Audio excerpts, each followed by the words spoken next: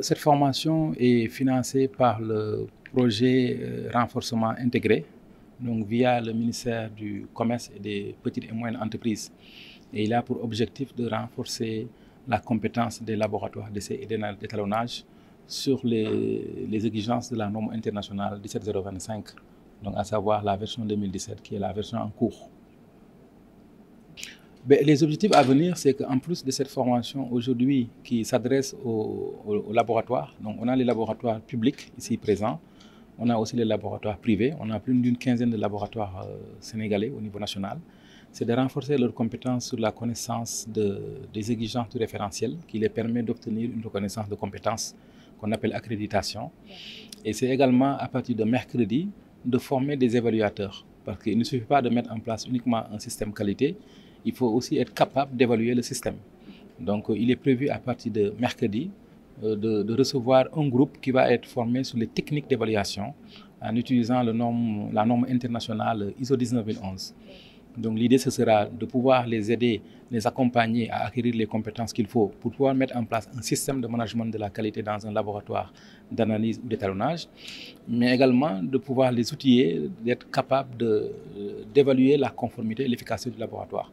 Donc les donner vraiment les bases d'une évaluation en suivant un référentiel international qu'on appelle la 19011. Pour l'instant, c'est des laboratoires qui sont la plupart basés au niveau de Dakar. Donc on a des laboratoires du public, comme je disais tout à l'heure, mais on a aussi beaucoup de laboratoires privés.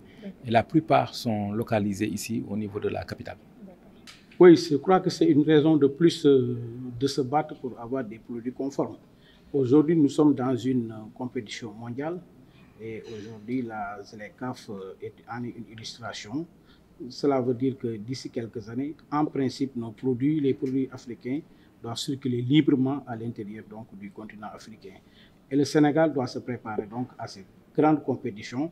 Et pour se préparer, il faut avoir une infrastructure de qualité à niveau pour mieux assurer la compétition. Oui, les laboratoires quand même au Sénégal sont assez équipés. C'est vrai que le domaine de l'accréditation, c'est un domaine qui demande énormément de moyens. Et que vous savez, comme nous sommes dans un pays émergent, sous-développé du moins, nous avons beaucoup de difficultés à avoir des laboratoires en normes. Mais les compétences sont là et le projet méthodologique, effectivement, avait dans son objectif, en tout cas, mis en place un dispositif qui va permettre à ces laboratoires d'atteindre vraiment la plénitude de leur fonctionnement, en faisant ces genres de formations qu'on a commencé aujourd'hui, mais qu'on va poursuivre dans les prochaines semaines.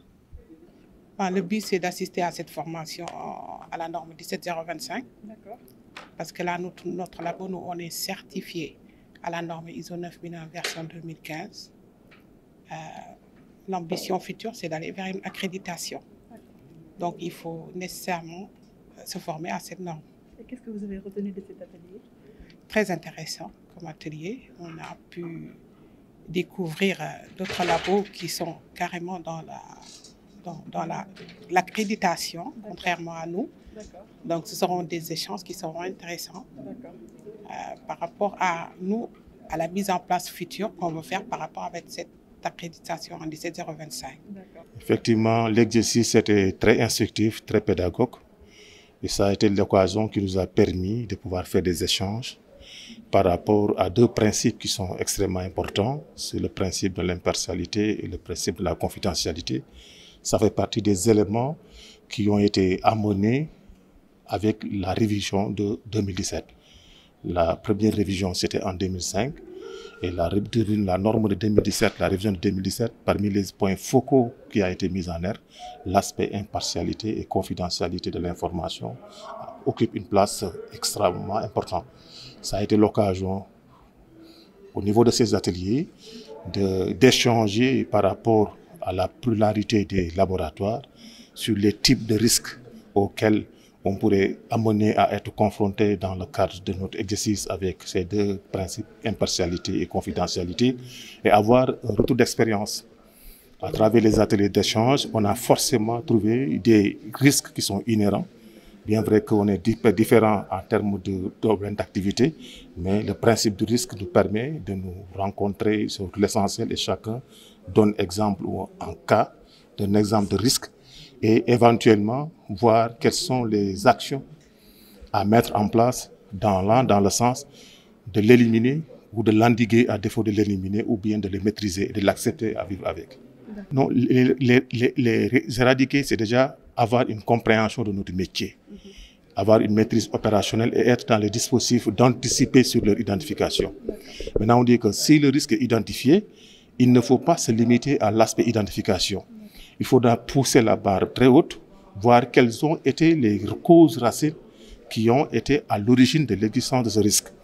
Et si les causes racines sont identifiées, maintenant il faudra faire une action allant dans le sens de pouvoir empêcher la survenance ou l'occurrence de cette activité, de cette action non désirée pour permettre au système non seulement de l'endiguer ou bien de pouvoir être dans les dispositions de l'améliorer par la non-survenance de ce risque-là au niveau de l'opérationnalité de l'activité.